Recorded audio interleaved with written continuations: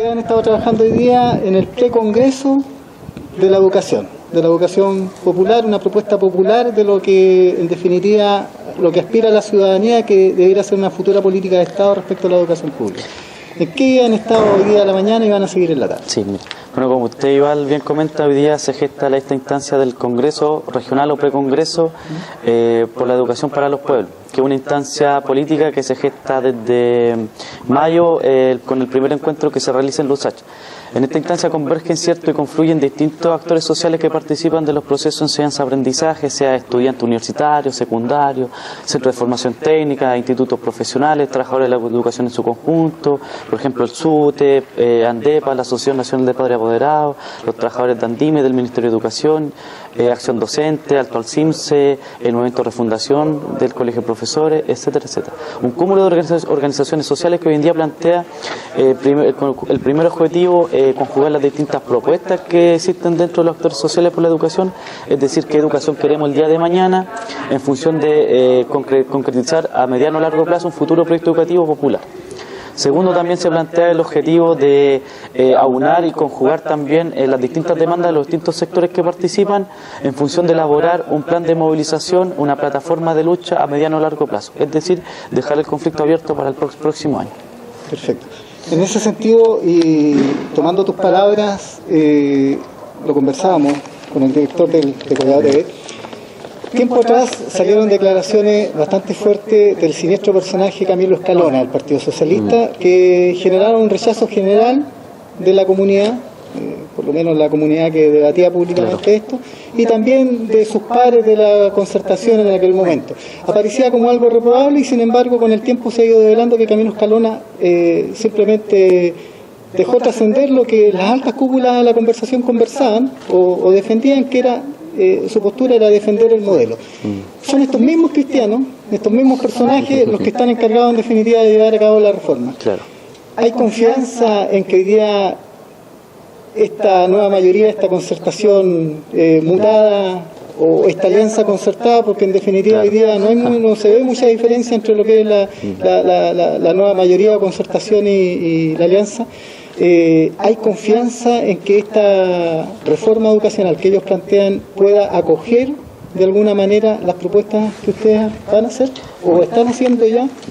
En primera instancia, nosotros entendemos que estos atisbos y los proyectos de ley que pretenden reformar la educación chilena hoy en día, que plantea la nueva mayoría, netamente vienen a hacer un maquillaje al modelo de mercado y la lógica de mercado que se viene gestando desde post-dictadura, ¿ya? En ese sentido, nosotros no tenemos las confianzas con el gobierno, porque entendemos que ellos defienden otros intereses y otras aspiraciones que son los intereses de la burguesía local aquí en Chile. Y nuestros intereses y nuestras aspiraciones son aquellos que representamos los intereses del conjunto del pueblo. Entonces, nosotros entendemos que la única forma en que ellos tomen nuestra iniciativa y tomen nuestras propuestas es a través de imponer nuestra voluntad a la voluntad del gobierno. Y eso radica netamente en la capacidad de movilizar nuestras fuerzas, es decir, la lucha y la movilización. Como conglomerado de estudiantes, años atrás fueron los estudiantes los que pusieron el tema de la educación en la agenda, claro, indudablemente, y a través de las movilizaciones que fueron espectaculares a nivel nacional, a todos los niveles, esa es la verdad. Sin embargo, en algún momento, cuando ya se pone la discusión en la mesa, al interior de la propia Confecha, fundamentalmente se empiezan a producir fisuras que hacen de que la pelota pase de esta cancha a la otra cancha, ¿ya? Y esas fisuras se producen fundamentalmente debido a la injerencia de los partidos políticos al interior de los gremios, ya sean de estudiantes, de trabajadores, siempre ha sido así. Van a enfrentar este potencial peligro de alguna manera especial, porque me recuerdo, por ejemplo, el caso que trascendió cuando estábamos en la cúpula de las tomas de la universidad y los colegios, ¿te acuerdas? Cuando a este personaje que fue candidato a diputado, no sé si lo será porque no me interesa seguirlo, se le cayeron unos documentos donde había una directriz del Partido Comunista para que efectivamente se empezara a desmovilizar el movimiento. ¿Sí? Exactamente. Eso ocurrió siempre y puede volver a ocurrir. Sí, y suele ocurrir y sigue ocurriendo también, como usted bien plantea, dentro de los organismos formales de representación de los distintos gremios y sectores movilizados. Sí, igual, por algo el PC está dentro del gobierno, netamente porque viene a ser la bisagra con los movimientos sociales, con el objetivo de amortiguar las fisuras, las contradicciones y los conflictos.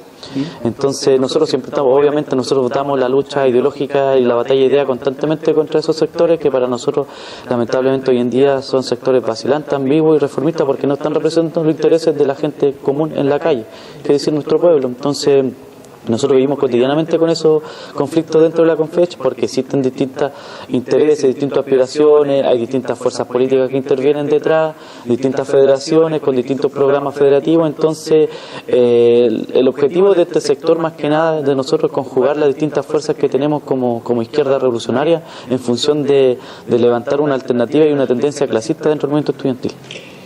En cualquier país desarrollado, cuando se discute una reforma fundamental a un modelo político, orientado al medio ambiente, a la infraestructura, a la educación, a la gestión de la política propiamente tal, los actores involucrados no son parte del proceso. Precisamente aquellos que van a ser objeto de la aplicación de la ley quedan fuera.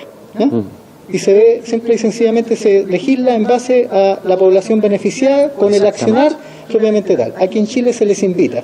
Y precisamente al interior de los conglomerados, ni hablar de la derecha, hablemos de la concertación, existen grandes personajes que están en la cúpula de la concertación, que son sostenedores de institutos, de colegios, liceos, universidades.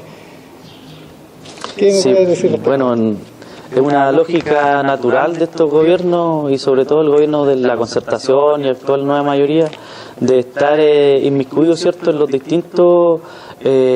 distintos procesos fundamentales para constituir una sociedad, porque igual hay que entender y preguntarse qué es la educación y para qué queremos educar. La educación no es más que un pilar ideológico, ¿cierto?, que es fundamental para constituir una sociedad determinada.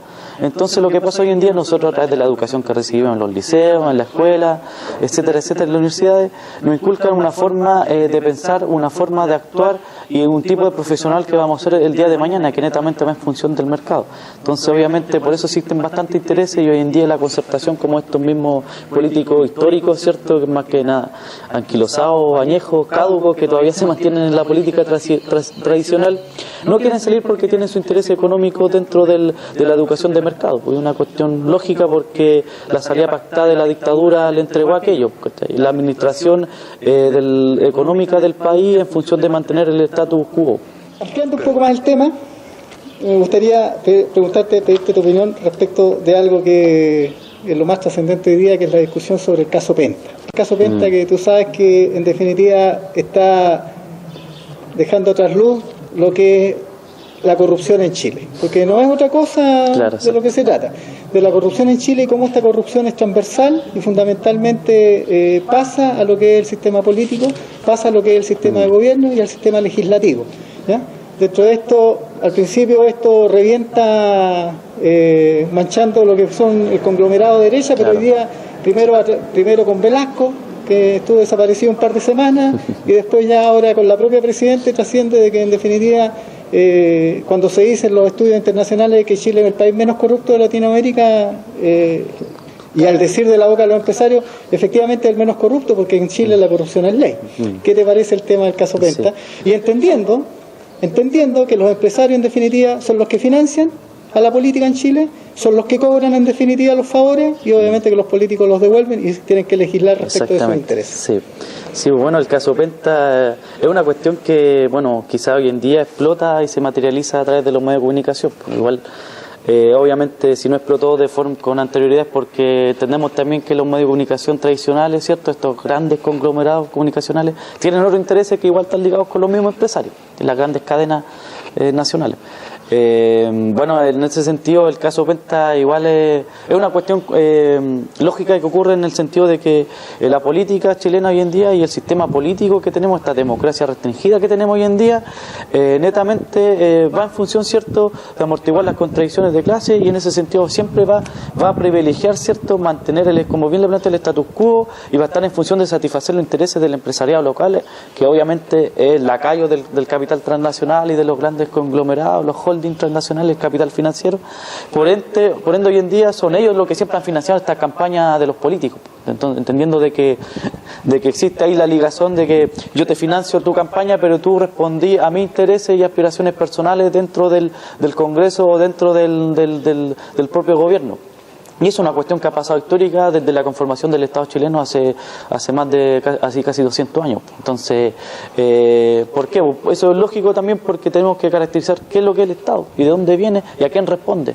¿Responde a los millones de chilenos que hoy en día que somos el pueblo o responde netamente a un sector minoritario que el que cierto tira las directrices políticas de lo que ocurre en términos económicos, si es que ellos mismos ven si es que suben o bajan el sueldo, si es que suben o bajan las bencinas, la fruta, el pan, etcétera, etcétera? Entonces, el Estado, ¿qué es lo que es y para qué sirve? Y por ende, en ese sentido, el caso Penta viene hoy en día a extrapolar y exteriorizar una cuestión que es natural y que yo creo que gran parte de la población chilena sabe, que es el tema de la corrupción. La corrupción en Chile siempre ha ocurrido y siempre ha pasado, y hoy en día existe una fisura mínima que se dio a conocer a través de los medios de comunicación, pero que sí es importante porque igual como usted lo plantea, trastoca tanto de la derecha hasta, entre comillas, esta izquierda renovada que es la nueva mayoría, que es prácticamente un gobierno neoliberal igual que la derecha. Chile es un Estado laico, se supone que así lo dice nuestra Constitución, claro. Buena o mala, eso es lo que dice, un Estado laico, y en que, en definitiva, los predicamentos que tienen fundamentos religiosos no debieran tener influencia en lo que es el desarrollo del gobierno, de la política y del quehacer nacional. Dentro de esto, una realidad que trasunta el caso Penta es que, en definitiva, el Estado de Chile está secuestrado por el poder empresarial, porque esa es la verdad de las cosas. Ellos financian. En el fondo, ellos dan las directrices a quienes gobiernan. Y los gobernantes o los mandatarios simple y sencillamente obedecen instrucciones. Eso es así, y quien no lo quiera ver es porque simple y sencillamente no quiere ver, no es por ciego que no quiere ver.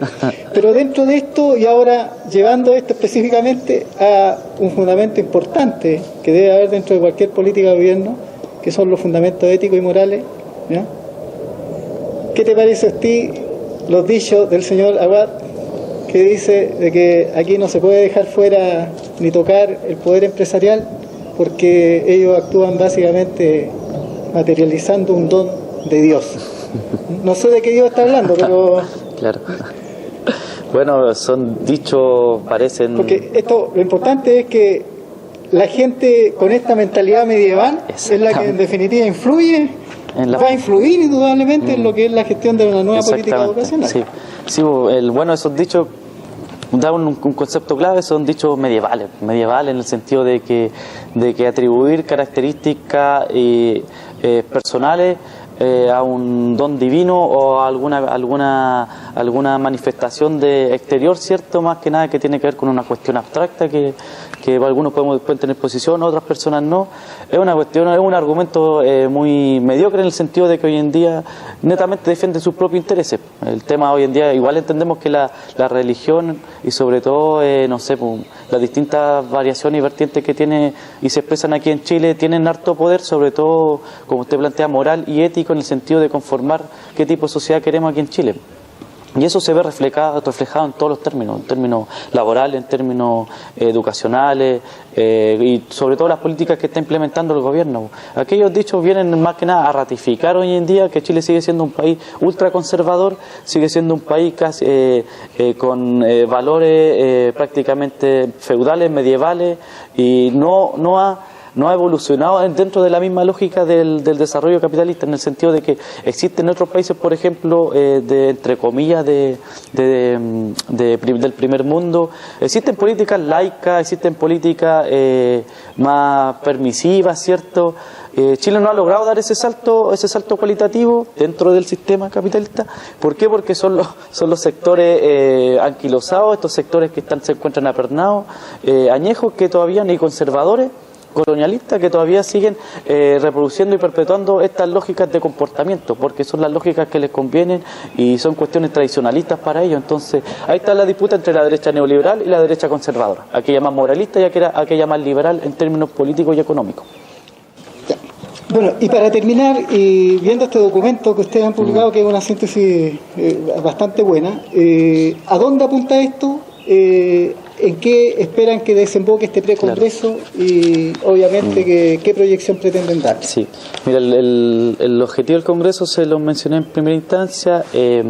Se va a realizar un encuentro nacional este 18-19 en la USACH la próxima semana. ¿Esto en Santiago? Sí, en Santiago. Ya se gestaron varios encuentros regionales. Por ejemplo, en Osorno se gestó uno, se gestó el Metropolitano, se hizo un encuentro en la U de Chile, en el PEDA, en la UTEM, en la USACH, uno en Valparaíso, en Coquimbo, La Serena, y nosotros estamos haciendo aquí el Congreso Regional en Concepción. El objetivo es conjugar las distintas demandas y propuestas desde el mundo educativo, sobre todo de los actores que participan en los procesos de enseñanza-aprendizaje, pero desde una perspectiva más popular y clasista, en función de perspectivar un plan de movilización y una plataforma de lucha a mediano y largo plazo. ¿Qué quiere decir? Conjugar las demandas que tenemos históricas como movimiento estudiantil y como trabajadores de la educación en su conjunto, y de esa forma emplazar y movilizar y obviamente tratar de conquistar esas demandas en este tiempo. Y se baraja una jornada de protesta nacional para el 6 de noviembre en perspectiva del Congreso. El Congreso en sí no solamente una cuestión coyuntural que nos reunamos en una instancia a discutir y a conversar, sino se baraja como un instrumento político de convergencia de distintas fuerzas sociales que participan. Y eso es lo fundamental, en el sentido de que hoy en día salimos de la atomización, de la dispersión, y realmente nos vemos las caras con compañeros y compañeras, discutimos y aunamos fuerzas. Perfecto.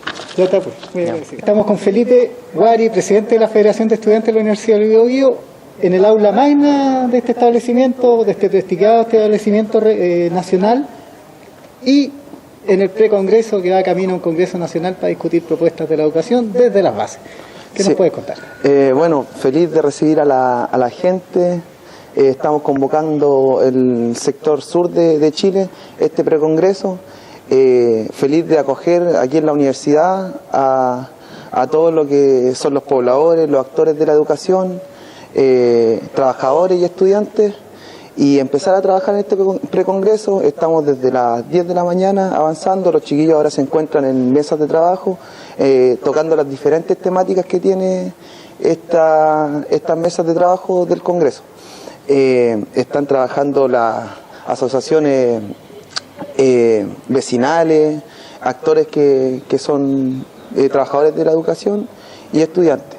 Y nosotros estamos para crear este nuevo proyecto educativo que buscamos. Ya sabemos que el actual es de mercado.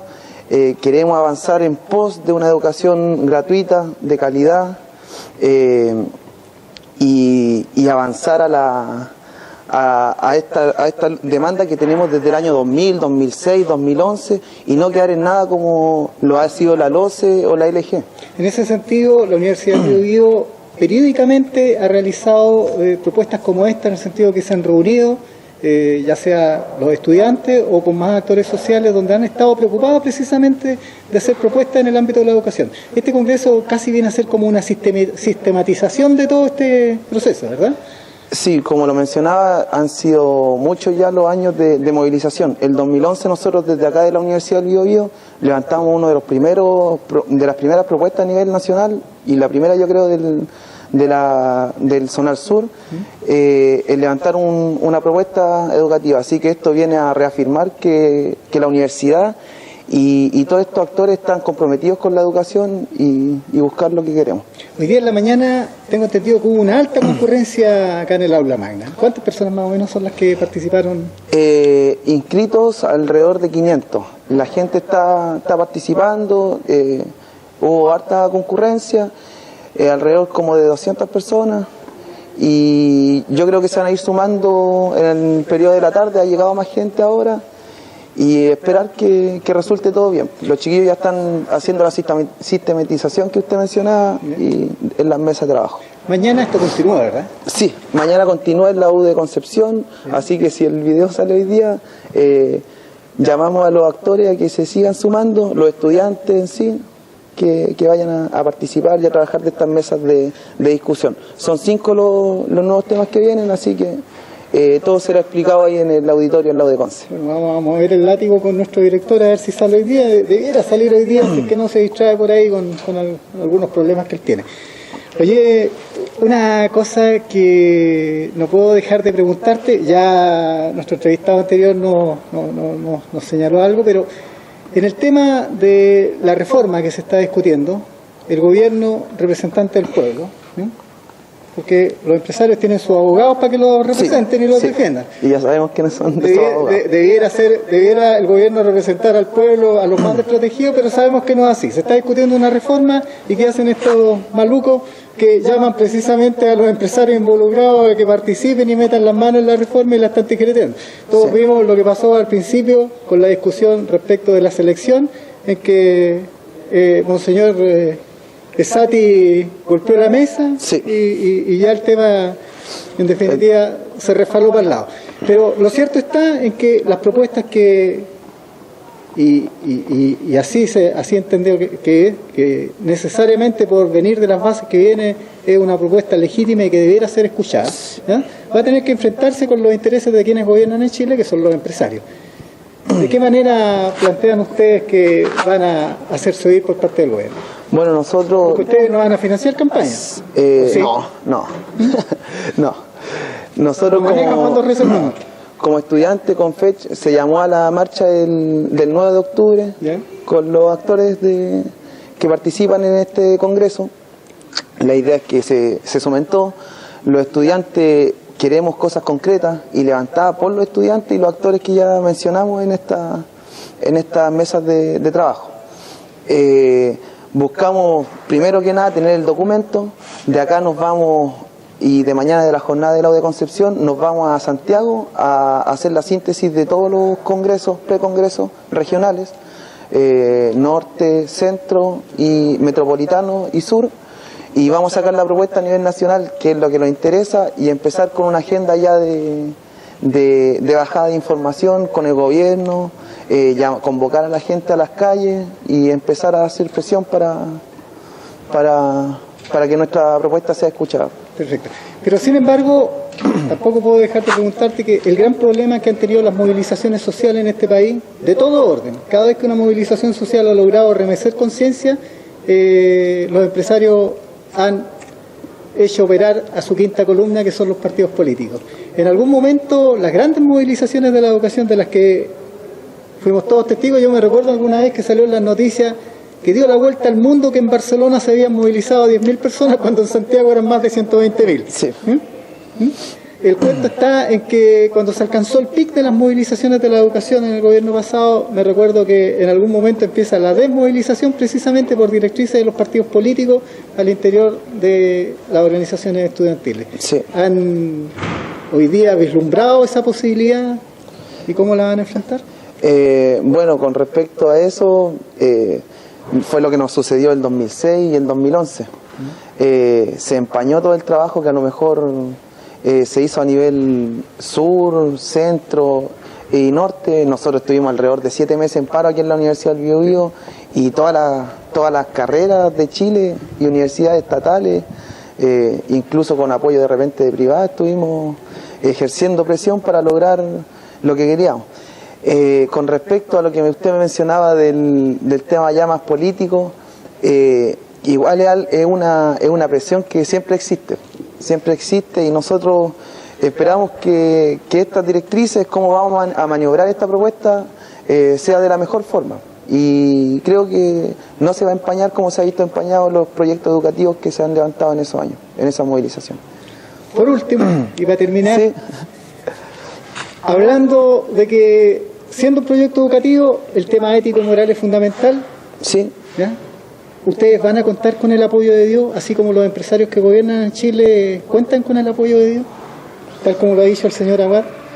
En mi posición es difícil igual hablar de eso, pero yo creo que vamos a tener el apoyo de las personas que se quieran sumar a este proyecto. Ya. Así que, y cada uno con sus propios dioses detrás. Sí. Desde la Universidad del Biobío, nuevamente marcando la nota en el tema de la educación que queremos como educación para servir al pueblo, que es lo que debe ser lo legítimo. Ya.